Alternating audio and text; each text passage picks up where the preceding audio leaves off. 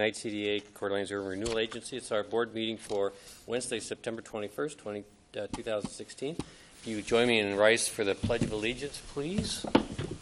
Thank you. I pledge allegiance to the flag of the United States of America and to the republic for which it stands, one nation under God, indivisible, with liberty and justice for all.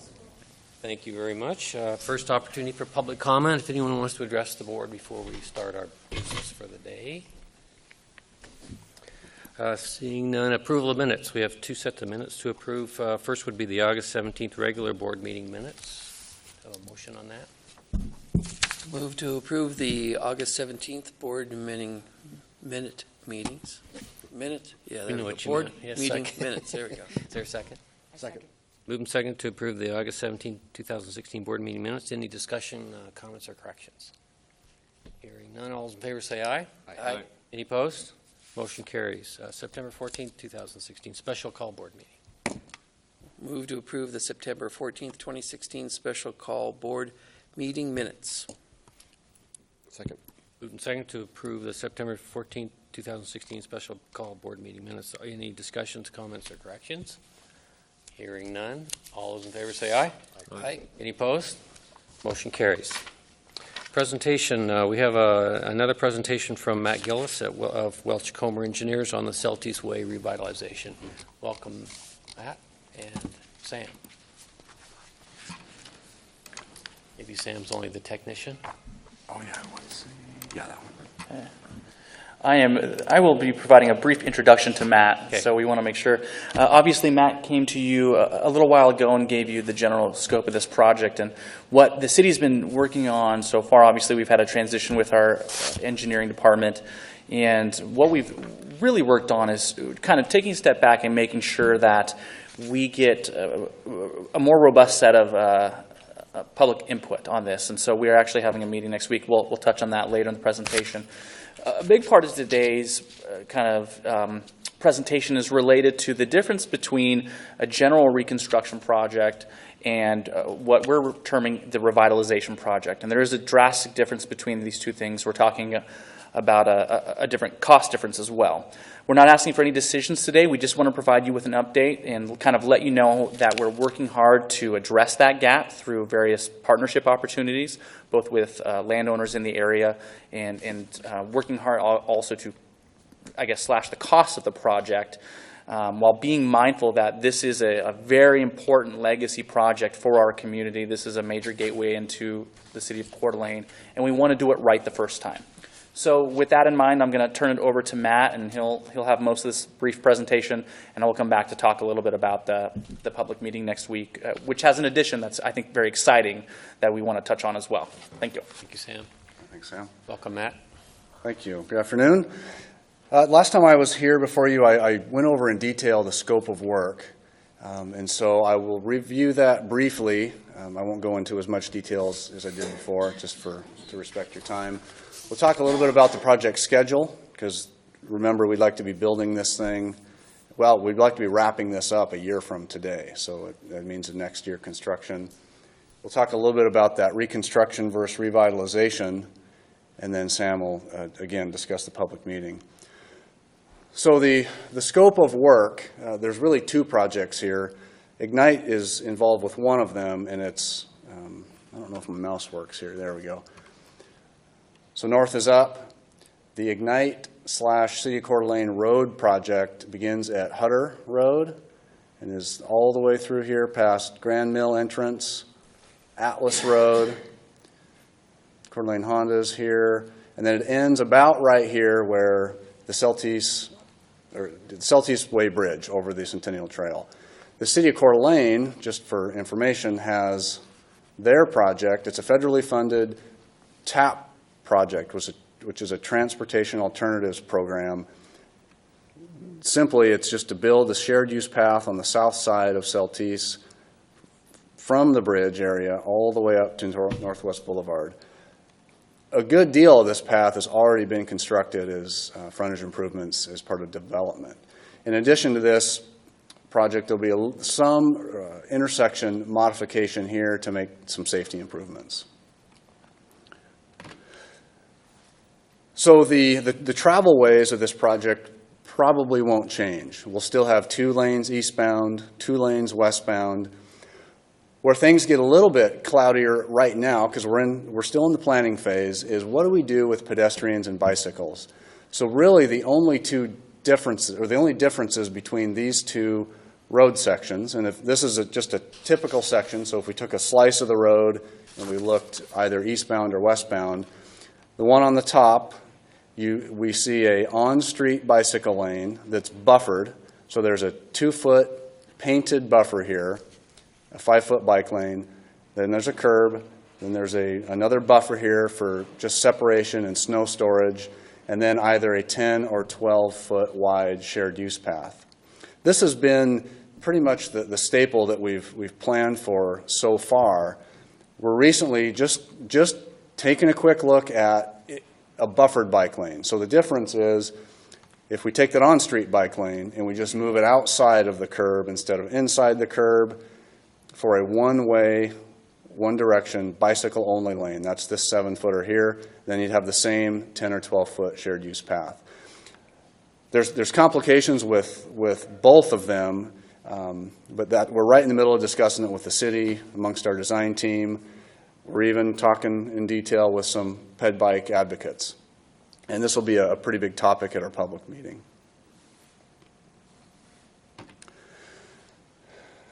I believe I showed you this before, and we showed it at the first public meeting. Our desire, according to the current concept, is to reconfigure the intersection at Grand Mill. This rendering is looking northwest. Right now, the intersection isn't very traditional. It really hinders both pedestrian and traffic access to and from both sides of Celtice. From a pedestrian standpoint, the apartments up here, right now there is 0 protection all the way across Celtice, and that's a concern with everybody, with many folks trying to access public riverfront property down there. A vehicle coming out of this entrance and wanting to head to Coeur Lane, they currently cannot turn left. They have to go down to Hutter, flip a U-turn, and come back on the eastbound lanes. Doing this type of treatment at the intersection changes all that. This would be a more traditional, familiar intersection that you drive through every day. There is a cost with it, though. There's earthwork associated with it. Atlas is a similar treatment. Right now, you know that there's a median that separates it, and it doesn't function great, especially in peak hours. The proposal here is to remove the median, the east-west median, and converge the 2 lanes of traffic together to bring it into a formalized, signalized intersection with left turn lanes, crosswalks, ped push buttons, again, it's a more familiar, drivers are familiar with it, more traditional. A couple weeks ago, we started looking at the potential of an alternative treatment to this intersection. Is the signal the right way to go? So we started looking at a 2-lane roundabout. I didn't hear any gasps, so that's good. 2-lane roundabout, admittedly, would be something new. It'd be something that would take some getting used to. But I think it is worthy of a very close look. This one is kind of a hybrid. It's 2 lanes east and west, but it's only 1 lane entering from the north. And then when the time came for Atlas to extend south, we would have 1 lane northbound as well. So it's a little simpler than a complete 2-lane roundabout. But how do we decide what's the right treatment, a roundabout or a traffic signal? You know, we have to develop some criteria. And just the basics here are cost. So what does it cost to build it in the first place, and what does it cost to maintain it year after year after year, comparing signal and roundabout? Safety, which one is safer? Traffic signals, they tend to have higher less frequent accidents, but much more severe accidents. Whereas a roundabout, they might have fender benders because people might not make the right decision or shoot the gap quicker than they should, but far less severe in a roundabout. So that's a big deal. Performance, that just means how much delay is experienced at each treatment, both right now when we build it and then way in the future, say 20 years from now. They're pretty close. We've been doing a ton of analysis this and last week. Although I'm not prepared to completely say the roundabout's the way to go, it certainly performs better, a little bit better both now and in the future from a delay standpoint. The other criteria, I don't know if it's a criteria, but it's certainly public support. It would certainly be new, and I'm sure there would be some criticism for a two-lane roundabout. Any questions on that? Oh, go ahead. Steve, go ahead. Matt, how close is this to the one that's on 4th Street near Coeur d'Alene High School? As you're going northbound on 4th, there's that roundabout there. Is this very similar? That seems to be, I don't know if that's a... This is not quite similar. The one at 4th and Kathleen, that is a single-lane roundabout, except one of the legs has a free right turn. The westbound, and you're turning right. There's a slip lane there. The city of Hayden is actually building the first two-lane roundabout at Ramsey and Honeysuckle, I believe. So this would be the second. I'm sure you've driven through two-lane roundabouts. There's lots of them in Washington, Tri-Cities. They're not going anywhere. Olivia. Excuse me, I was just going to, go ahead. I was just going to ask the cost difference. Do you know the cost difference? Yeah, great question. The cost is about $100,000 less for the roundabout. For years, we thought, well, the roundabouts, they're just more expensive, and that's why they haven't been built. But in this case, it's going to be a little bit less expensive, partly because on a signal, we have to taper the lanes in very slowly because the traffic can blow right through the intersection. With the roundabout, we want people to slow down, so we start to converge the median a little bit later as we head west, and so we save a lot of earthwork and a lot of just extra work that's done by removing that median. So a long answer to about 100,000. So I just have a quick question. And I probably got a short memory. Maybe I've driven around a two-lane roundabout, but I don't recall. Is there any in Spokane, anywhere close? I don't know that there's any in Spokane. There is several in Tri-Cities on the state highway system, and certainly lots on the west side, primarily on the state highway system, as I understand it. I think Sam could probably speak to that. Yeah, there's some kind of funny things in Tri-Cities when you go through there, but none of them stood out to me as a roundabout, but maybe I've been through one. But I'm not opposed to it. It looks great. There would certainly be a learning curve for people because it's just a newer treatment that people aren't used to. But we all experienced that when the first single-lane roundabouts came through.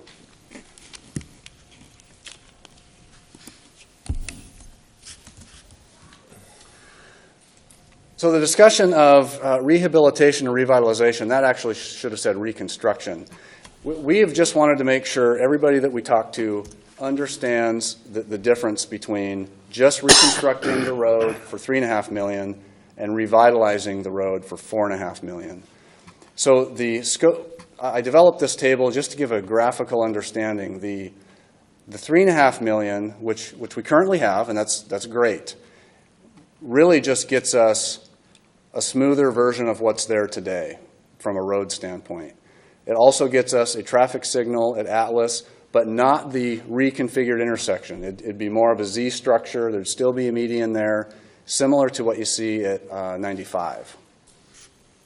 And then there would be streetlights. Where we step up from there into the revitalization is we do get those reconfigured intersections at Atlas and Grand Mill, potential transit stops. the curb, and then the pedestrian and bicycle facilities. So just want to make sure that it's clear that the difference is at least understood. Any questions on that? Well, they both look like reconstruction to me. I mean, a revitalization, to me, has to do with community building. But I think we're splitting hairs. It just looks like one is a bare bones reconstruction, and the other one is a, you know, has a lot more options as far as a reconstruction. But splitting hairs is what you call it. Okay, so I would say revitalization includes the reconstruction portion of the road itself. Yeah. Project schedule, this is revised for this month, September. As Sam said, we took a little bit of a step back to re-engage the public, re-engage the planning effort. We're right in the middle of that now. We're right in the middle of public outreach, which Sam will address. But in the very near future, we need to start production in design so that we can take advantage of the best bidding season, which typically is right after the holidays, early January, where contractors are ready to take on projects. That is our goal, so we can open bids, but then not build until as soon as weather allows. So that's our schedule. Construction will take the entire construction season next year, most definitely. There you go, Sam. Thank you. So thanks to Matt for that. That was obviously a good brief breakdown of kind of what we're looking at. So the city's working really hard on that gap, and more importantly, we really want public input for this. So next week on September 28th, from 5:30 to 7:30 p.m. at the ice rink down there on Celtice, we will be having a public meeting, and we really want folks to take a look at kind of this open house in terms of that roundabout for signal aspect. I think it's really important that we get good feedback on that. We really have worked hard to get the bicycling community involved to come give us their thoughts on the two different kind of ways that we would modify the roadway. And I think part of this, when we talk about revitalization and honestly community building, is we want to make this a safer place to be for people. We know that there's a potential for a lot of housing out there, for a lot of mixed use and retail. There's going to be more people walking, more people biking. We want it to be safer. So shrinking this down, you know, maybe slowing down the speed limit by just naturally because of how it's shrunk down, getting folks maybe off the general roadway, those things are really important, and we want to make sure that we're hearing from those communities and those stakeholder groups as to the best path forward. Once we do that, we're going to know how much project we need to do, and that's really when we're going to start kind of determining the path. But it's soon. We have to do it very quickly if we're going to actually go out to bid in January. So we're working really hard to form more partnerships and see how we can deal with that figure. So we'll definitely be coming back to you later with more information on how we've been doing. And we'll kind of go from there. Another aspect of this public meeting, we met with some folks today on a potential project. It's very early in the process, so I want to be careful about kind of how much I say, but there's potential that one of the old mill sites down there could be redeveloped, and we need to get some public input on that as well. Knowing that Celtice Way doesn't just stop at its borders, that these old mill sites literally touch it and are in the neighborhood, we thought it would be a great opportunity at this public meeting to also include that potential development being termed River 47, to maybe have a booth and also get public input in terms of the open space opportunities down there as well. So we're inviting those folks to come and let the community know that they're going to be there. We think this is an awesome way to let the community know that they're interested in hearing from them about kind of those public amenities and the opportunities for enhanced open space and trails in that area. We've been very impressed with that group in terms of how much they've said we absolutely want to hear from people early and often. And so this is our first step. So that'll be part of this meeting, and we're very appreciative for them being willing to come. On short notice, we literally offered for them to come today. So that's our presentation in a nutshell. It was simply an FYI. We'll come back to you later and keep you in the loop.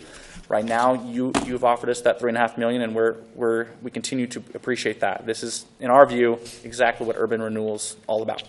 Thank you. Sam, maybe a question for Matt. Speaking of the bikes, bike and the safety. So what's the sense about safety on bike paths around a roundabout like that? How do you maneuver that? Yeah, so that's Interesting question. there is a concern, but there are treatments for it. One of the because it's a 2-lane roundabout, it gets just a little bit more complicated. So what we would probably recommend are those rapid reflecting flashing beacons, the ones that you touch them, they actuate and they blink the LED lights for the crossings. That's for the person who isn't quite comfortable staying on the street. You know, you're going to have the users who stay on street and fly through the roundabout in their bike and everything's fine. But people can exit. Just show you here. Probably much easier here. So let's see. So if you're coming down this way in the on-street bike lane, if you're not comfortable driving through the roundabout, which you have every right to as a biker, you can exit here up onto this is an existing portion of the shared use path we're proposing, and you can essentially become a pedestrian and cross at these crossings. These crossings are what we may suggest have the actuated beacons that'll flash and provide a little more safety for people. Okay. Thank you. Any other questions, Steve? Just a comment is that I remember when we did the educational corridor, the roundabouts that were put in there, and they're a little different from these, but there were a lot of folks really nervous and anxious about those roundabouts, and they've worked really well. Mm-hmm. There hasn't, as a matter of fact, I think it's really a huge improvement of how it used to be. It takes some getting used to. It's different, but I know in the educational corridor they've really worked well. And even in the Four Corners area, the new one at Garden Avenue and Park, so started a little bit of discussion in our neighborhood. There's, it takes some getting used to, but from my perspective, they do work faster, better. You don't have to stop anymore. People should, if they follow the arrows, they should know how to use it, and it just takes a little bit of getting used to. There's a lot of discussion in your neighborhood. Always is. Generally, not a lot of consensus either. Okay, any other questions of these gentlemen? Not, thank you for your presentation. Appreciate it. Thank you for your work. Might they be back asking for more money? They might. Okay. That's definitely something you should think about. Yet to be determined. Yet to be determined, the amount, right. I know they're busy trying to close that gap with some other sources too. Right. Okay, next, Sam's still at the podium. He's going to give us a little presentation on Coeur d'Alene's art program. Thank you, Mr. Chairperson and the board.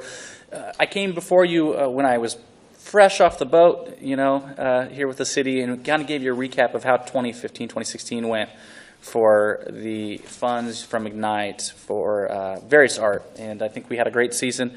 And now we're kind of moving forward and kind of giving you a preview of next year. You're also slated to be doing your annual transfer for, it's approximately $133,000 to us. And I think it's important from the city's perspective to make sure that you're aware of how well we're using that money. And I would say we are using it very well. Just kind of looking at this fiscal year, I want to kind of show you kind of what expenditures we have. You'll notice some asterisks, and those are important. So right now, we have call to artists, and we're heavily in the process for a new sculpture piece at Riverstone that is slated to cost $69,000. That's Ignite funding. And then 2 murals, one in Sherman Square, and one at the trail confluence of the Centennial Trail and the Prairie Trail underneath the I-90 underpass. And those are all out right now. So we have 3 artists. We had a selection committee. We narrowed it down to 3 artists for Riverstone. And they are working on those maquettes, which are basically a miniaturized version of their sculpture. We give them a small stipend to do that, about $300. They build that, and then we will put those in the library for public input. And the selection committee and the arts commission will take under advisement that public input as they kind of consider what's the best fit for that. So we're excited. It's moving forward, so we're not making that expenditure now. That will occur in the next fiscal year. Same thing with the murals. Right now, we've finalized, the selection committee finalized, the Arts Commission now has also finalized its recommendation to the City Council for these murals, and that'll be coming to the October 4th City Council meeting. And we hope that the City Council will agree with those 2 selection recommendations, and literally the next day we'll try to sign a contract and get them started. The Arts Commission wants them completed by the end of October, understanding that the weather could be a challenge. So this is a kind of an experiment for the Arts Commission, and staff has made them aware of the potential weather things, but we're gonna keep working through it. If not, it'll occur in the springtime as soon as the weather cleans up.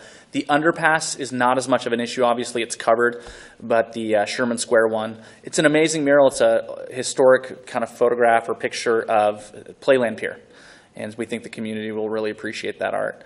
The other one under the underpass is called It's a Cutthroat World, and it's a pretty amazing piece of cutthroat trout going through that area. So this is the last year. We've done pretty well. We have extended the arts currents this year for one more year. I noted that in my last presentation. And so without belaboring, I'll kind of get to the next year. Right now, we're working hard on several things. I want to draw your attention to. This next fiscal year, we'll be working to do art pieces. It's $40,000 each for each of the traffic circles at the renovated Four Corners area, what is now called Fort Grounds Drive, previously Mullen Drive. We are looking at another river district project, kind of to be determined, and we're going to review that again in the next fiscal year. The bike racks at the library, that's actually one of your members, Deanna Goodlander, is working on that with the library board. That's 2 new bike racks, $4,000 each for those. Really trying to focus on the areas where children will get into the library, because we found that they would pedal their bike up and kind of throw their bike in front of the door, especially downstairs, and we're kind of going to try to encourage them to use a rack. There isn't one for them now. Professional services, I wanted to draw your attention to that, $10,000 from Ignite. That's for additional wraps on utility boxes. That's for Allied Weldery, our partner that helps us install arts to do this. It can be kind of expensive for them to do that. That's for, there's another one that's escaping me. But I would say Allied Weldery is probably the biggest one in terms of that. The next page, you'll see some other very large projects. So again, I've moved over the murals, the sculpture, and then one I didn't note for you. I should make it clear. Calls to artists and selection of new art can take quite a while. We have to write a call that we think is reasonable. That's going to, dot all of our I's, cross our T's to make sure that we're getting a piece of art that works for our community. And so we have to go through a pretty specific process to select art. That's part of the reason why we're moving into the next fiscal year with these pieces. We try to be really rigorous with this from the selection committee to the Arts Commission to the council. One thing we weren't able to get to because of that is also not just the sculpture at Riverstone, but also an artistic park sign that would kind of be a gateway piece, kind of a structure. I guess there's some discussion about a driveway being modified in Riverstone, which is kind of, we need to put the brakes on that and wait to see what happens with that discussion within Riverstone before we really work on the piece, because we need to know the appropriate place it's going to go.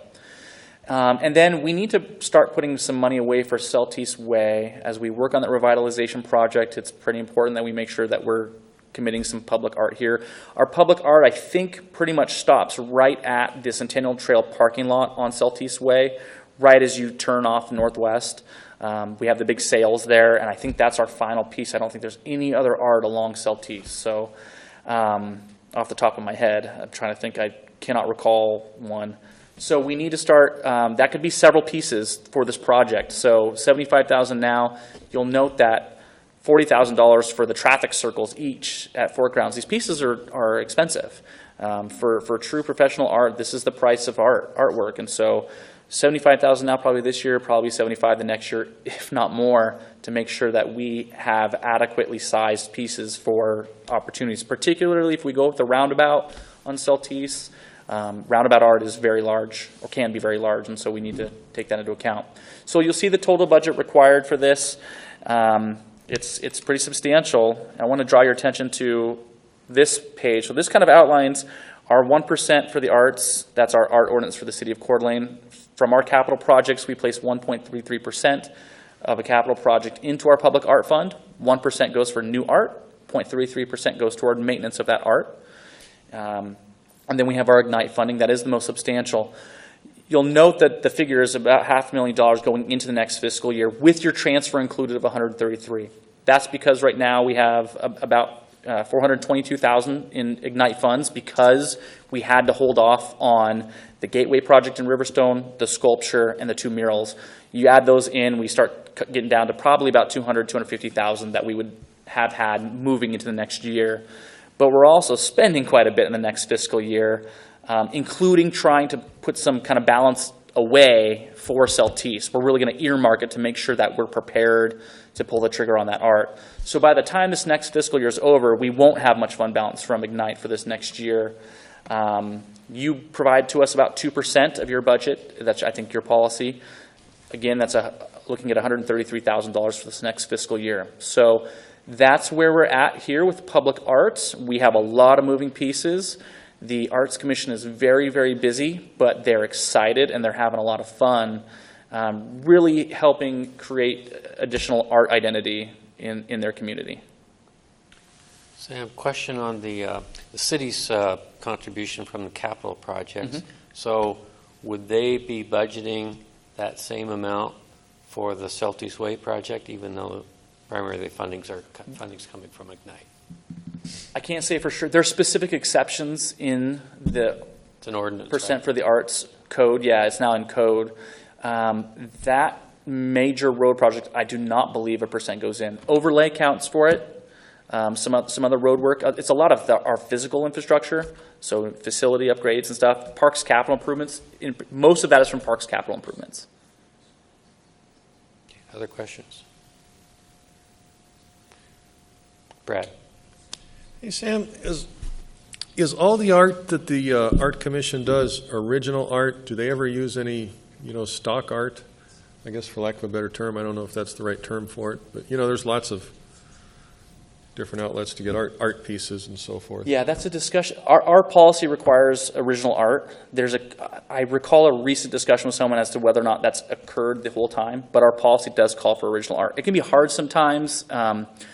What I've heard is sometimes artists will say, well, this part of it's been changed, this part of it's been changed, so it is original now because it's not exactly like the previous one.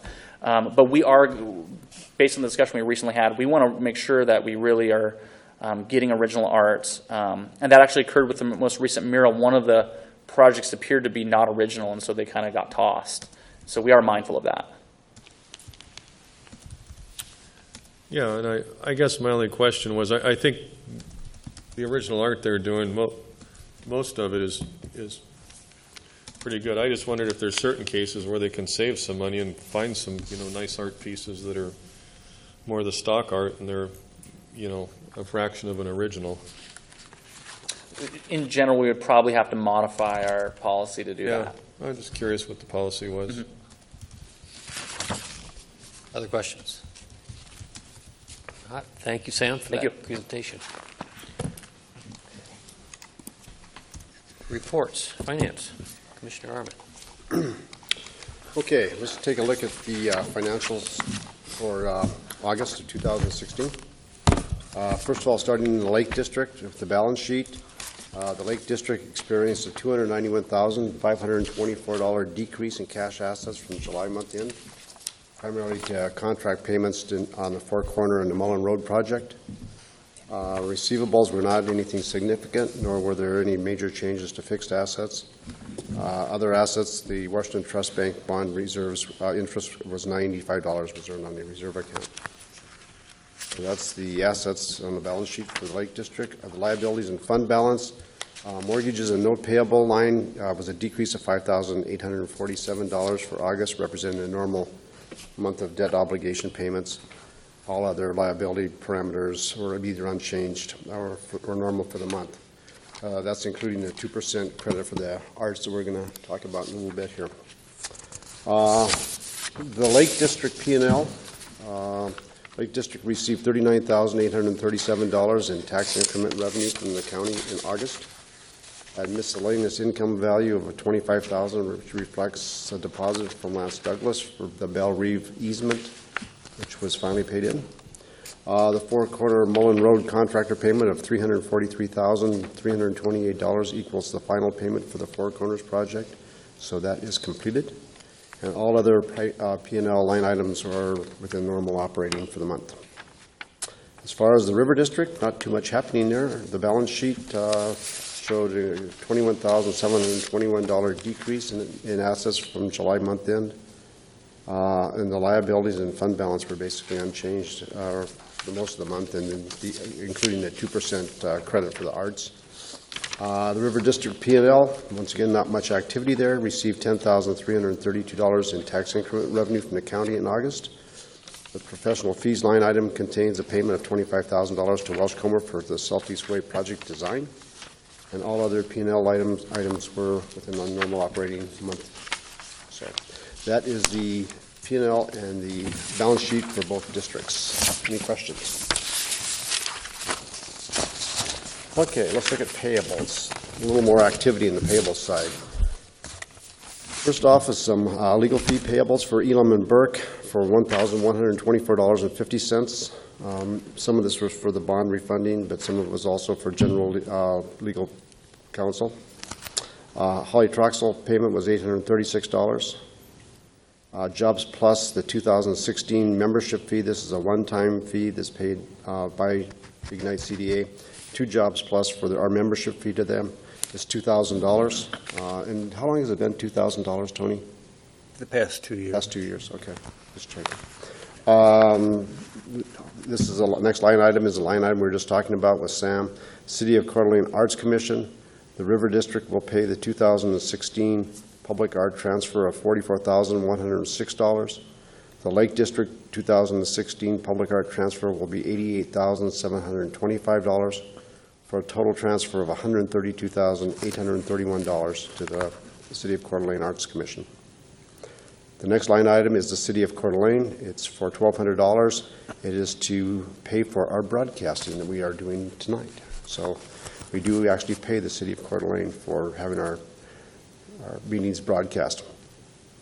The next line item is for Miller Stauffer Architects, looking at the parking facility conceptual designs for $2,925. The next item was for iCrimp, which is our first half of 2017 premium for our insurance for $2,698.50. And that totals up $143,615 for all total. So that's the total payments. Questions of Mick? Do we hear a motion? So we can have a motion first, then I can discuss. I move to approve the financials as what, can you do it all in one, financials and the payables? The financials and the payables. Approve, a second. Second. Moved and second to approve the financials and the payables discussion. So my discussion point, I guess, is whether we should consider a possible slight bump in the Jobs Plus membership. Those are, in effect, voluntary. You can determine what you're going to pay voluntarily. There's no levels that we're going to get to, at least above 500. You're a voting member if you're 500 or more. There is a special classification of members for members $15,000 a year and greater, and those are people that organizations that actually get a seat on the board. Then I can't remember what whether the cities is built into the bylaws, but the cities and the counties also pay a much more significant amount. And I want to say $20,000, Steve. We actually bumped ours up a couple of years ago. We were at 20 and we bumped it to 25. Okay, so and it's a little background to disclose too. I'm on that board, not for Ignite, but just as a community member. So there was an effort a couple of years ago to sort of ramp up the activity of Jobs Plus and to add to it an element of their mission to include job retention in the county. And with that, they added a part-time staff, so they increased the staff a little bit. The goal being to increase the budget from about $325 to maybe $450. They haven't quite gotten there in terms of their income to $450 yet. I think they're just under, and maybe around $385 or so. So there's still a need to find some more resources for Jobs Plus. I think they do a terrific job in improving the economic climate in our community and within our districts as well. So I think it would be warranted to maybe bump that to $2,500 a year. I don't know what the board thinks. Comments, questions? Mr. Chair, Steve. there is a lot of energy going on at Jobs Plus. They're doing some good things. I just have a brief mention of some function that's going to happen tomorrow. So I would support that increase to Jobs Plus. I would support it as well. If not, even reevaluate and really see if we could even fund more for future, in the future. We have room in our budget for that increase? Tony? Oh, easily. I mean, in terms of a line item, because we don't have that itemized as a line item. Do we want to go to 3,000? Our dues and sponsors. Okay, it's part of a larger line item, so We want to go to 3,000? I maybe we mean, do. $500 is not that big of a It jump. isn't. I mean, 3,000, it sounds like it might be a little bit more of an appropriate number. Should we evaluate that during our budgeting? Aren't we having a budgeting workshop meeting? We are next week. So maybe we think about those items when we're evaluating the budget. Yeah, I would say, and I think that everyone would like to increase it. We can just talk about how much that How would much? be to finalize that dollar amount So- next week. Yeah, we just put an asterisk on the payables here that we'll follow that up next week. Can we do that, Tony? Mhm. Everybody good with that? So we'll consider that an amendment to the motion without objection. Any other discussion on the other items? Not all those in favor say aye. Aye. Aye. Any opposed? Motion carries. Thank you, Mick. Is that all you have? All I have. Thank you. Right.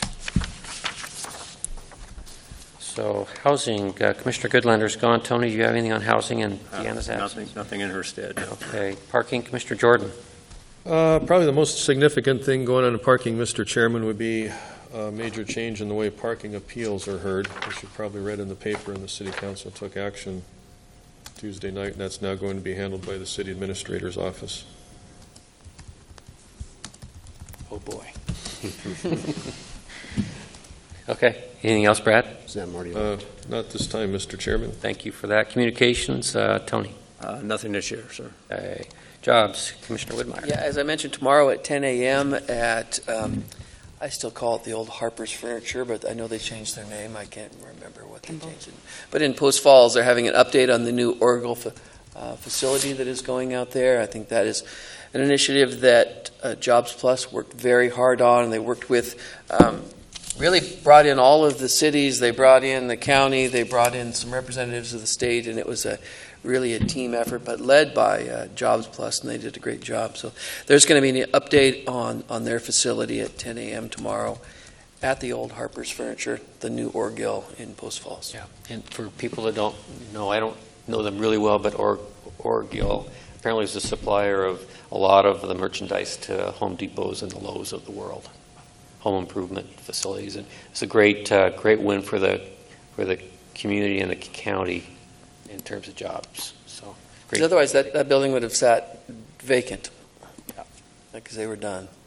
They're a warehousing company? The distribution company. Distribution, I'd say. So, yeah. a lot of it would be probably warehousing. And Right, that's probably better Products in term, and products out. distribution. Yeah. Okay, great. Okay, thanks, Steve. Anything else? Okay. Executive Director.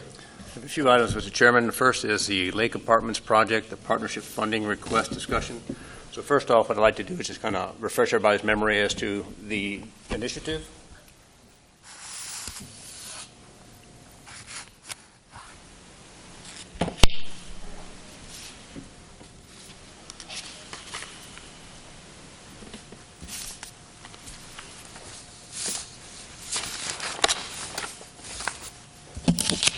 So as you recall, the development team came to the board last month to chat about the Lake Apartments project, which is located across the street from the library. Here's a depiction on the screen showing you the project site. It's the old Shady Pines site. The project summary, 47 Class A units, over 51,000 square feet, gross square footage, 3-story in height, above ground off-street parking, and complete site rehab and beautification.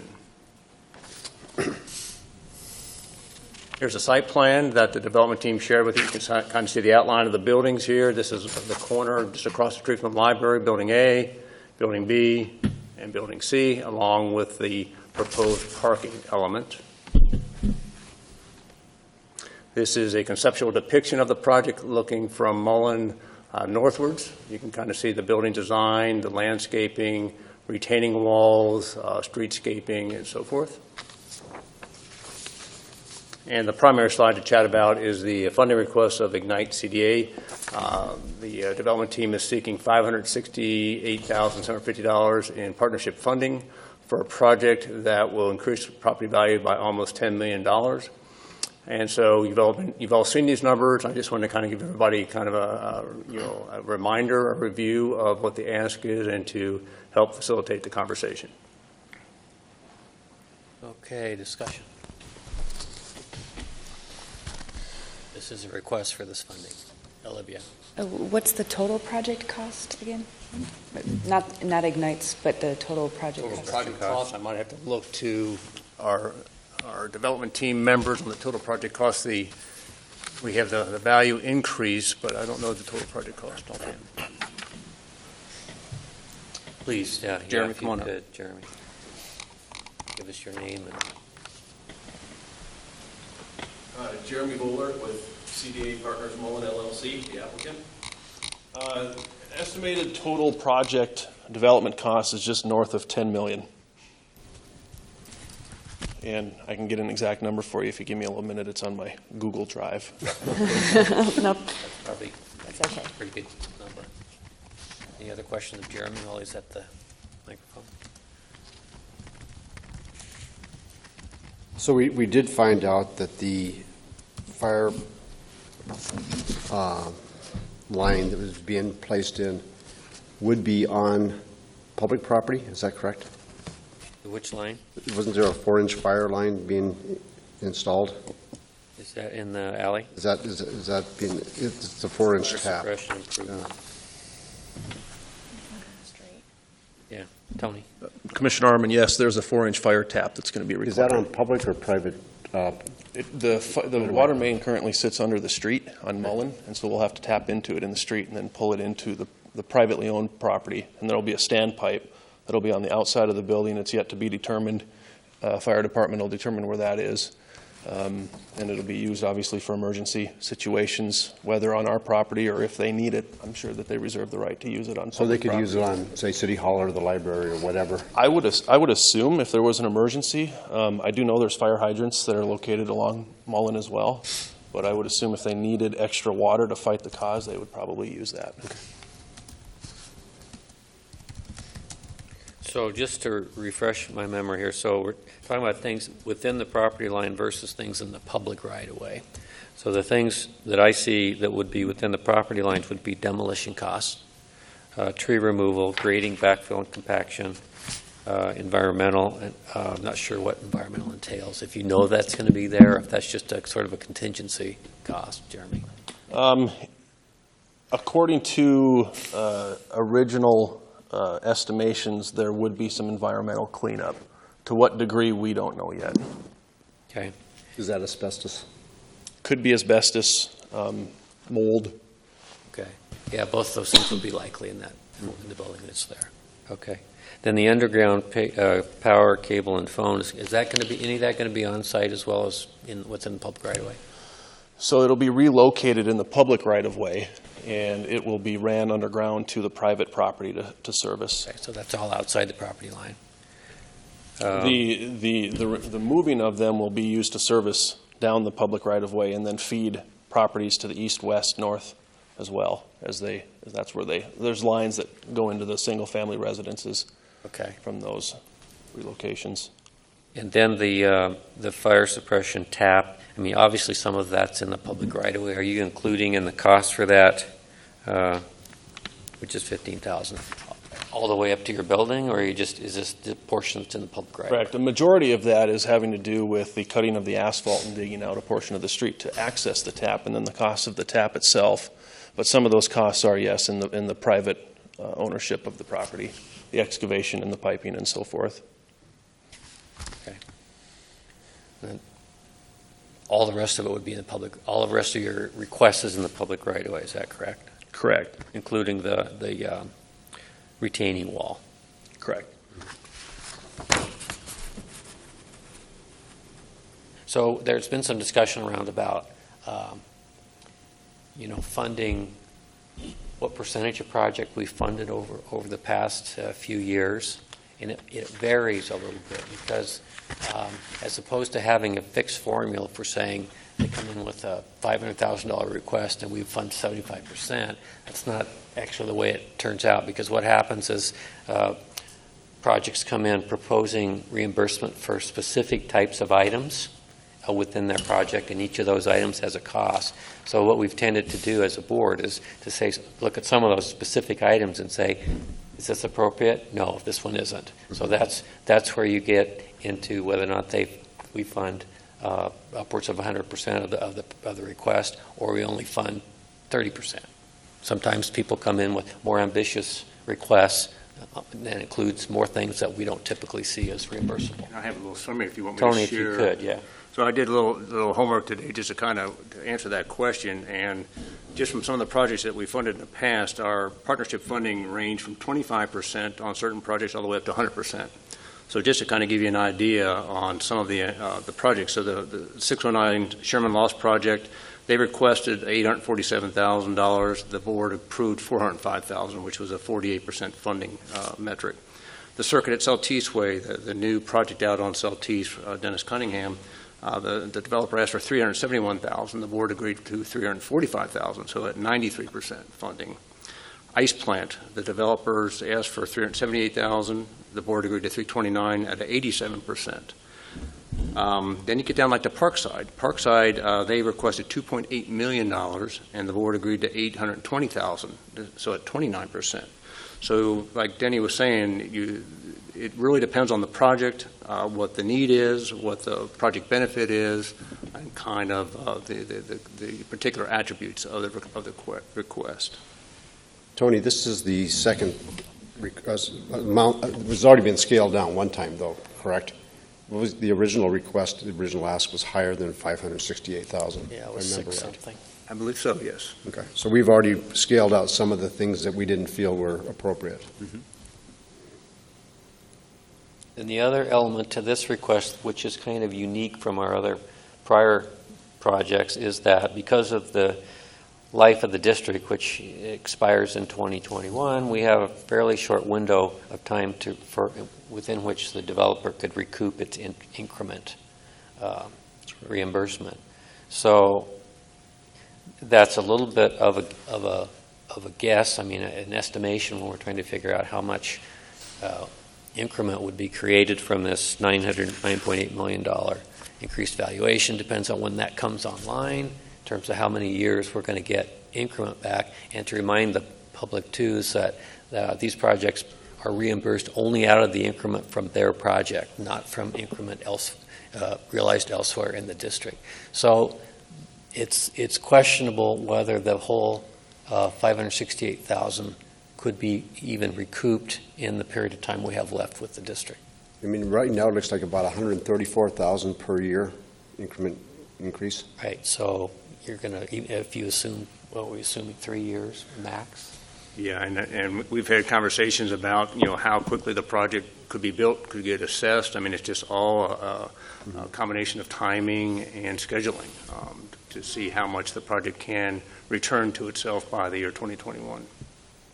So to continue sort of thinking out loud, I've had some concern in my head about whether or not we want to get into the business of approving an amount which is greater than what we could expect to what the developer could expect to realize an increment value back. Is there any downside? Maybe there isn't, because the way our development agreements read is that if they don't get the increment back before the district expires, we don't reimburse the entire amount. So there's no real downside to the district or to the taxpayer, because if that increment is not created soon enough, this developer simply doesn't get it back as reimbursement. And just to refresh everybody's memory on how the process works. So say the board agrees to the request of $568,000. What would happen is that the board would agree to these line items as presented, and then the developer would go forth and start the project, and then we would hire a third-party group to validate these costs and only pay for the actual funds spent. So, for example, for demolition, they have $50,000 up there, say it cost them $40,000, we would reimburse them $40,000. And so each line item would be reimbursed, not to an exceed amount listed, but the actuals, and that would be by line item. So the actual amount in the promissory note, so a promissory note is not signed until the cost validation is complete, so it could be theoretically less than the board committed to. So if it's really 134,000 roughly in increase in revenue, 3 years out, it would only recoup about $400,000. So they would still be on the line for 168,000 roughly. And I think that would put the onus on the development group to get the project built as expeditiously as possible, get it. Well, even in 4 years, they're still only about 536,000 right in that range. So, I mean, that's an aggressive ask, knowing that they're probably never going to see the full value coming back to them. Well, and the increase in assessed value is also an estimate. Right. So, that could fluctuate up or down. Yeah. Right. That's also assuming 100% increment. Yeah. Right. Typically in those agreements too, we only have 75% of the tax increment go to a specific project. So we have 25% that's retained by the district as a whole for other projects and for admin and that kind of stuff. So that would have to be discussed. And yeah, that metric might need to be changed for this project to try to get as much funds to the promissory note as possible. That would be an option for the board to consider. Well, personally, I think it's a great project. I mean, it's a blighted area now. I mean, I think it's definitely within our mission to fund, to help fund a area that needs to be remediated. So I think it's a matter of the amount, not the matter of the need.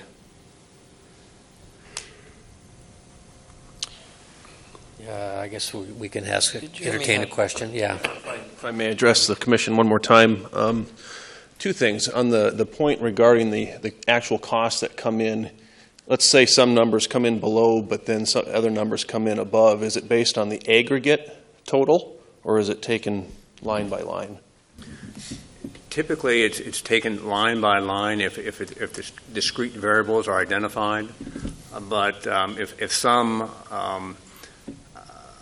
I guess there could be some latitude, like you say, under cleanup, if there really is an anomaly that happens with the demolition versus environmental. That could be a conversation point. Yeah. Then that would kind of come into the third-party cost validation consultant that could help us rationalize if that is kind of a realistic shifting of dollars. Okay. Yes, the other thing is the timelines. I think Commissioner Widmeyer brought up a good question in our last meeting, just regarding about when we're going to be seeing CO when that tax increment starts to turn. The phasing question of this is still to be determined with the building department, but 3 years was thrown out. I don't know that it's going to take. I don't think this is a 2-year project to get completion. Our anticipation would be getting this started early next year, building it through 2017 and be ready for open first quarter, if not very beginning of second quarter of 18. So if that helps a little bit based on our scheduling, that we're thinking we're going to be seeing maybe a 3.5 to 4 year period of the tax generation. So I don't know if that helps or not, but. Well, if I get all the math right, I'm sort of talking myself out of my concern about the amount, because I think it's probably better to approve. It may be better to approve all of these things, so we make sure we get the maximum public benefit out of this, because a lot of those areas within the right-of-way are going to benefit the public. So rather than start taking those out of there to get down to the number, we put the risk back on the developer to risk is right there. Work hard to get their increment back so they can get as much reimbursement as possible. And maybe we do have to, we either have to decide we're going to do our more typical 75% of the increment goes toward the note, or the board will have to consider whether or not we want to make an exception, maybe because just of the short life of the district. That's not anything that's in the code. It's just been a policy, informal policy by the board. Steve? Mr. Chair, do we know yet how that final year of 2021 is going to work? Because of the timing of it, as Jeremy says, if they put it online January 1 of 18, They would have 18, 19, 20, 21. Do we get 4 years, or do we only get 3? Danielle, can you tell us? You will get payments in 2022 for 2021, just because the way the taxes come in. That'll be the last. So we'll but receive we a get- January and July payment because they're, So June 20 of 2022, you'll get the final payment, and that would be the final. So they would get, if they do get online They could get 4 years. January Years. 1 of 18. So Tony is right, that is an incentive Yeah. to get the project done by that time, which would be great for everyone. And it's close. You take 134, Mick, what's 134 times 4 is 536. 536, so we're close to that.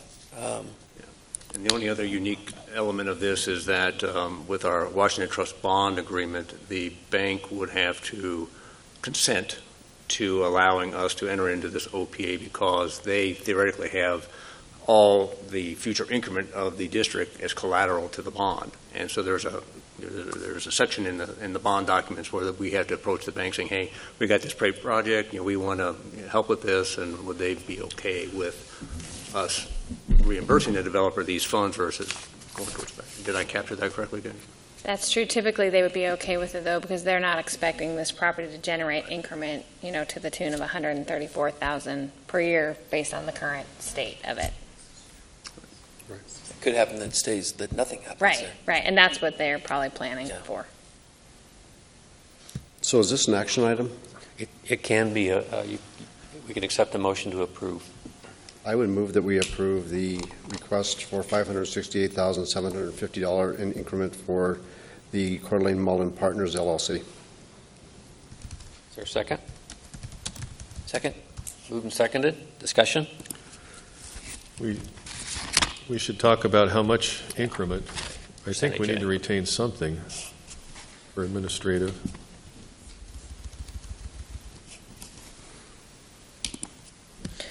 I don't think that that's a discussion that you have to have right now necessarily. That'd be we could discuss that when we bring the actual OPA or We can do it DDA then. back for your consideration. Okay.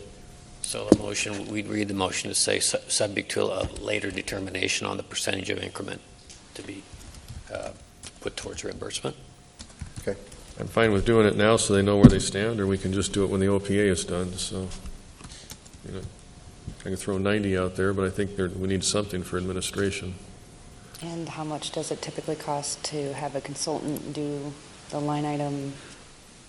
It's not too much. It's usually, depending on the size and scope of the project, $4,000-ish. A year? No, it's just Oh, for for the one-time project. exercise. Yeah, it's a one-time exercise, yeah. Just a completion. Okay. Yeah. Oh, Yeah, it's there's just like administration completion and other of the project. projects. Oh, okay. So what's the pleasure for? You want to put that decision off? You want to take it on now? I'd say let's wait till the OPA is written. That's the current motion. Okay. Okay. Any other discussion?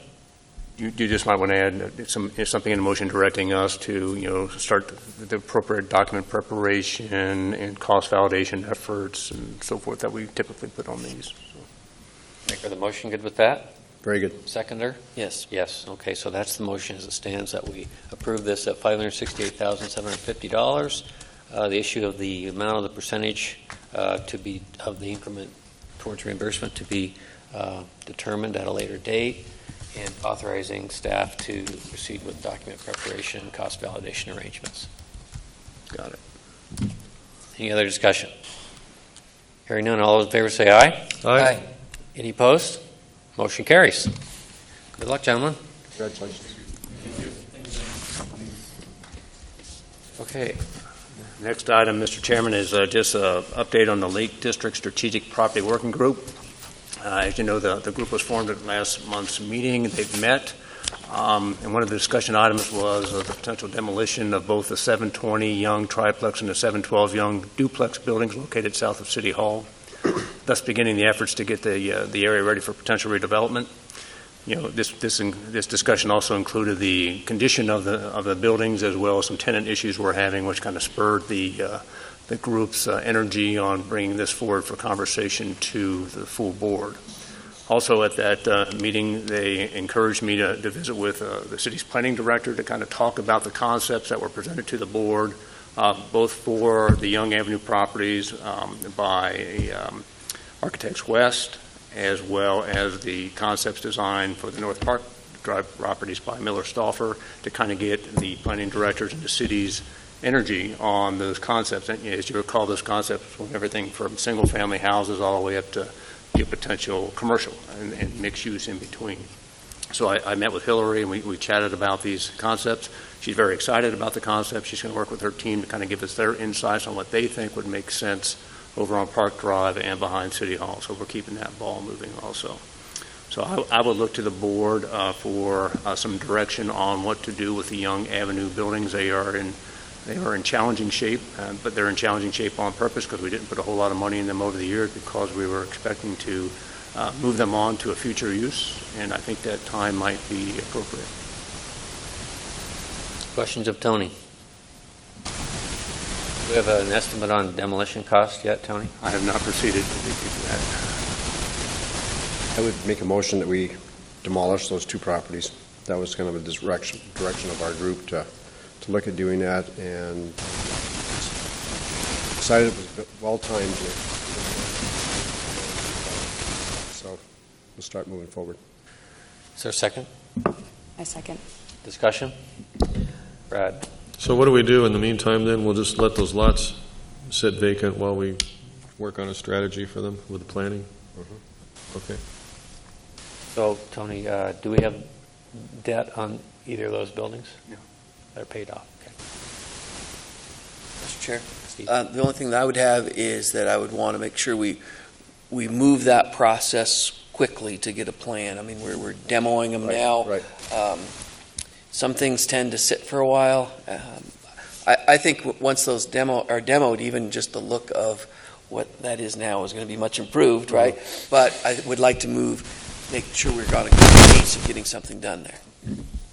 Yeah, agreed. We really have to do that if we're going to get something done.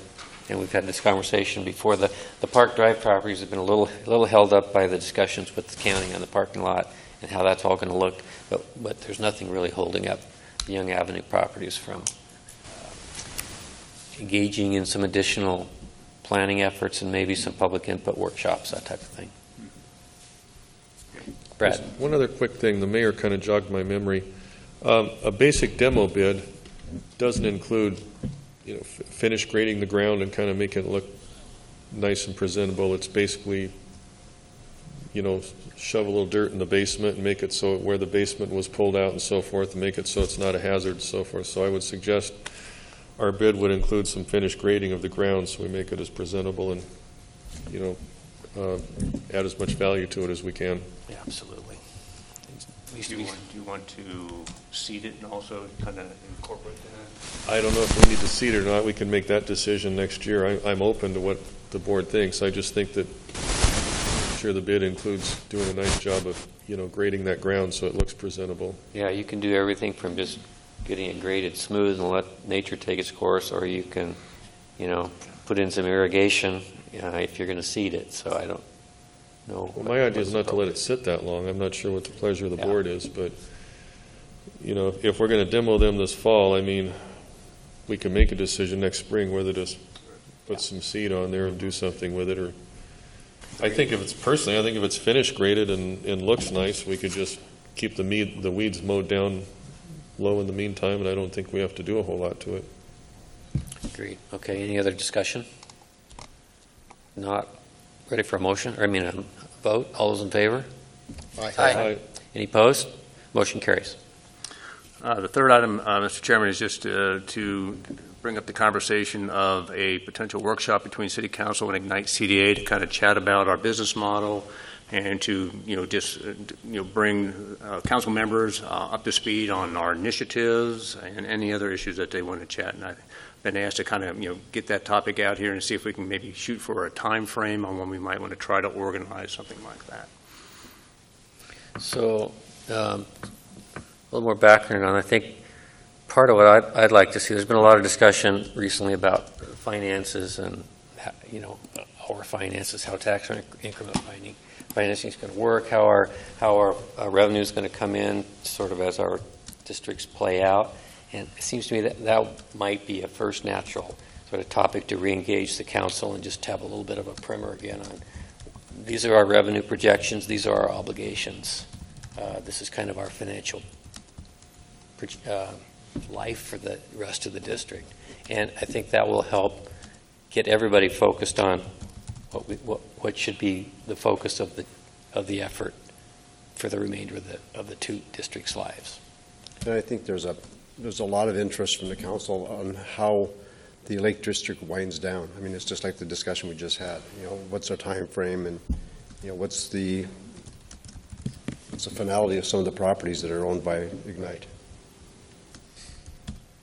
Steve, is that something we can work with the city Yeah, to do? I would just say have Tony coordinate with Renata and coordinate everyone's schedules.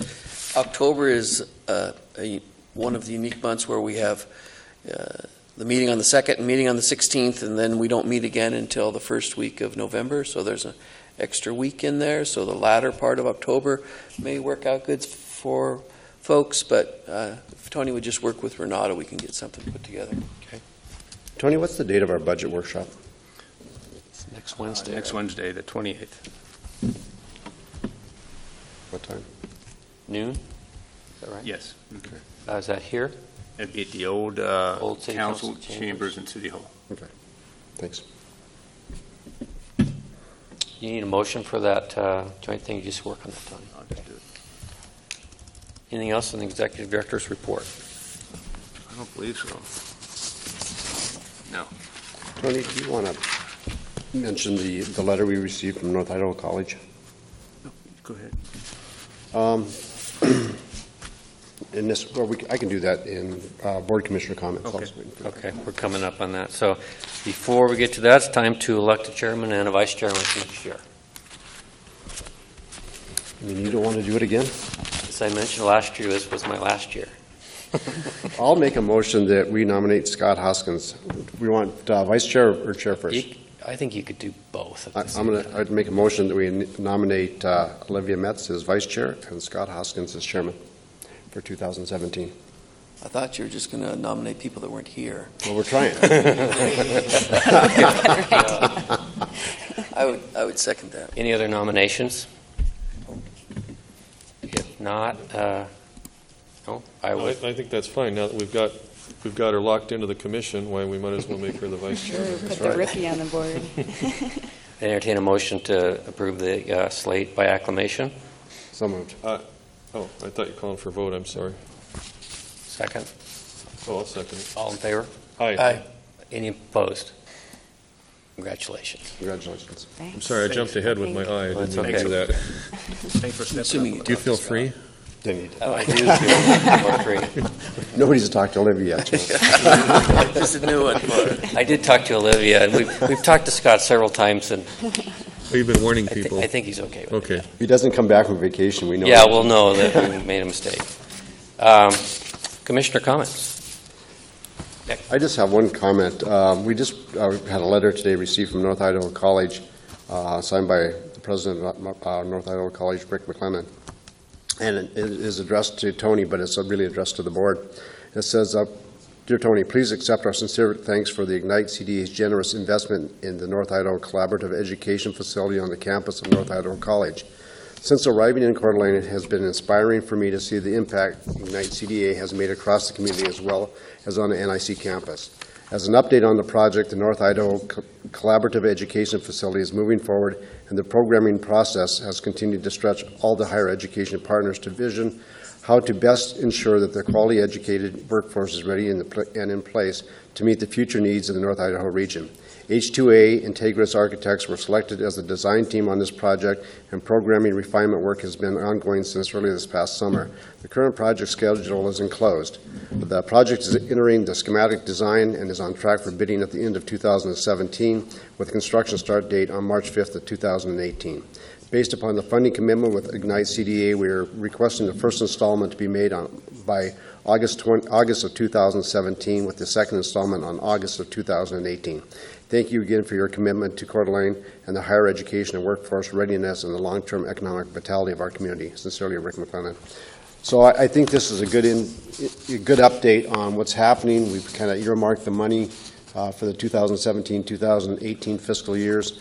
Now we have a pretty firm date on when they're going to be requesting payment of those. And they actually did forward the entire construction schedule from the time of basically now to occupancy in May 28th of 2019. So just an update from NIC on that project. And just a reminder, the board's committed $2.5 million to that initiative. So we'll do 125,000 in 17 next, the balance in 18. They probably want a little bit more than 125,000. $1.2 million. $1.2 million, yeah. I got the extra zero. Good. That'll be a red letter day when that building opens up. That would be very nice. Yeah. It's really going to be The fruition of a lot of efforts in a lot of years. correct. I have a quick question. Brad? Commissioner Arman, have you heard any other updates as far as if they brought some other partners in that are maybe increasing the scope of the building? They have been in discussions with Kootenai Health, and I don't know the status of that. I know at one point in time, Kootenai was looking at working with them on a board or some kind of a boardroom or classroom space that would be a shared space. I know Scott Hoskins has been actively involved in those discussions more so than I have. So I think he, next month if he's here, you might be able to get a little more update from him on the discussions between NIC and Kootenai Health. Okay, thank you. Thank you. Any other commissioner comments? Not public comment. Public comment for us tonight? Seeing none. Chair would entertain a motion to enter into executive session pursuant to Idaho Code Section 74-206 for subsection 1B to consider the evaluation of the IgniteCDA Executive Director, and subsection 1C to consider acquisition of an interest in a real property which is not owned by a public agency. So moved. Second. Moved and seconded. Roll call.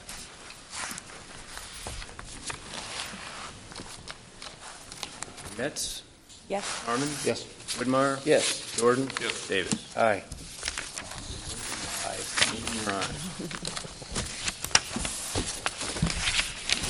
Motion carries. We will be in executive session. Thank you all.